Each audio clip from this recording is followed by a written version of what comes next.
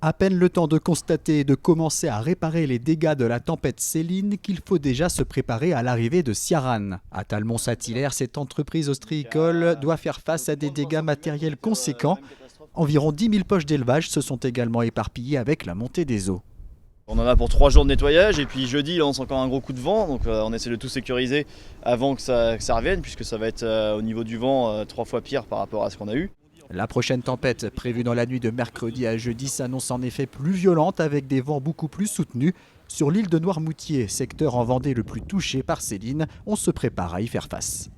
Sur la défense contre la mer, du matériel supplémentaire va arriver sur l'île, des camions supplémentaires avec des roches, 2 pelleteuses supplémentaires et puis les RH tous mobilisés, et toutes les communes. On était en cellule de crise tout à l'heure à 13h30, on refait une cellule de crise mercredi pour mettre tout en synergie l'ensemble des communes et qu'on soit prêt. Et avec des vents de 150, on a aussi le problème des chutes d'arbres et puis du réseau électrique qui est encore malheureusement en aérien dans certaines communes, et là on va aussi mettre tout en synergie pour pouvoir faire face et surtout pouvoir communiquer. À l'Aiguillon-la-Presqu'île, l'eau est montée très haut ce week-end, au-dessus de ce plateau en bois par exemple. Elle n'avait jamais atteint ce niveau depuis Xynthia. Plusieurs bâtiments dont la capitainerie ont été inondés. La tempête Ciarán qui s'annonce est préoccupante, même si depuis 2010, la commune est mieux armée.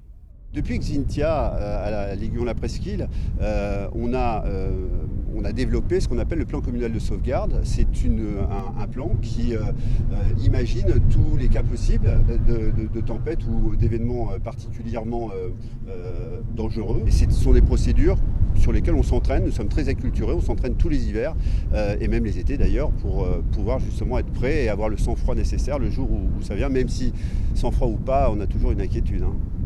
Les réunions de crise se multiplient un peu partout sur les communes du littoral. Ces 2 à 3 jours d'accalmie ne seront pas de trop pour anticiper l'arrivée de Ciarán, avec des rafales de vent qui pourraient atteindre les 150 km/h par endroit.